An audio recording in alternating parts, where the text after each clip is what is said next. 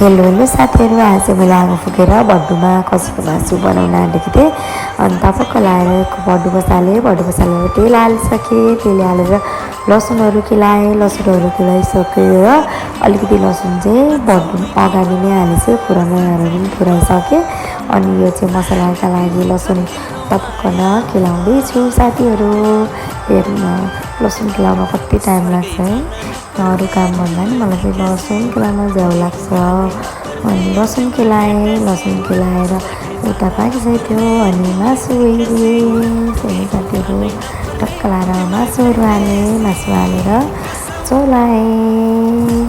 अनि मासु हालेर अनि त्यसपछि कत्रो आगो बल्ने साथीहरू। अस्ति चाहिँ ग्यास पनि सकिएको, अनि पानी पनि परेको थियो। अनि हेर्नु न, मैले ग्यास पनि ल्याएँ, लाइन बसी भरेर। अहिले चाहिँ घाम लागेपछि आगो कस्तो मजाले बल्यो। अनि टक्क लाएर फेरि चलाएँ। अनि चलाइसकेपछि प्याज उता काटिसकेको थिएँ। अनि प्याज काटेँ अरे है। अनि प्याज काट्दा चाहिँ साथीहरू कसलाई आँसु आउँछ, मलाई पनि आँसु आउँछ साथीहरू। अनि म चाहिँ आँसु आएर कम त गाह्रो हुँदैन, सुई लाएर प्याज काटेँ। अनि प्याज काटेर चाहिँ मैले मसिनो पनि पार्दैछु। हेर्नु न, मोटो भयो त छिटो काट्ने भएर नि बनाएँ। अनि त्यसपछि भाँडामा हालेँ, भाँडामा मासुमा हालिदिएँ। अनि चलाएर एकछिन छोडिदिनु पऱ्यो साथीहरू होइन। अनि अब चलाएर एकछिन छोडिदिन्छु।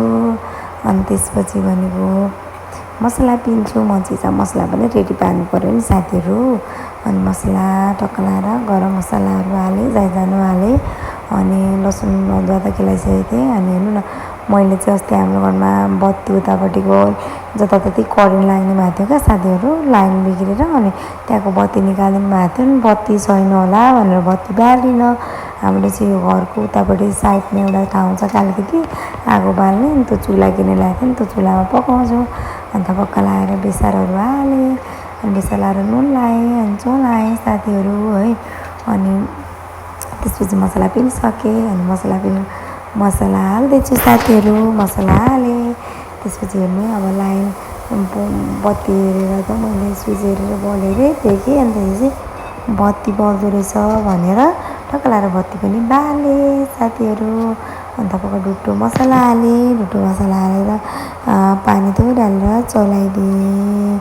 चलाएर टक्क लाएर चलाएर अनि अब पानी थोरै थपिदिन्छु। हेर्नु, पानी थपेँ। अनि त्यसपछि एकछिन छोपिदिएँ। पकाएको राम्रो हुन्छ नि त।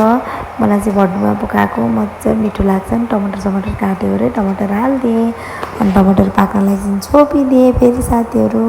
टक्क लाएर छोपेर फेरि उघारेँ। अनि टमाटर भयो। अनि धेरै ग्रेभी सुकिसकेको थियो नि त। ग्रेभीसँग खाना खान मनपर्छ, मिठो हुन्छ नि त साथीहरू। अनि टक्क लाएर मलाई चाहिँ मिठो भयो मासु, मैले चाहिँ मिठो बनाएँ, मिठो लाग्यो है। हुन त आफ्नो तरिका हुन्छ है। अनि फेरि हेर्नु है, अब फेरि अलिकति पानी हालिदिएर छोपिदिन्छु। अनि एकछिन छोपिदिएर टक्क लाएर आगो सागो टेलिदिउँ अरे। अनि एकछिन फेरि हेर्नु कस्तो दामी देखेको चाहिँ मासु। बाई साथीहरू, हजुरहरू पनि यसरी नै मिठो बनाएर खानु होला। बाई।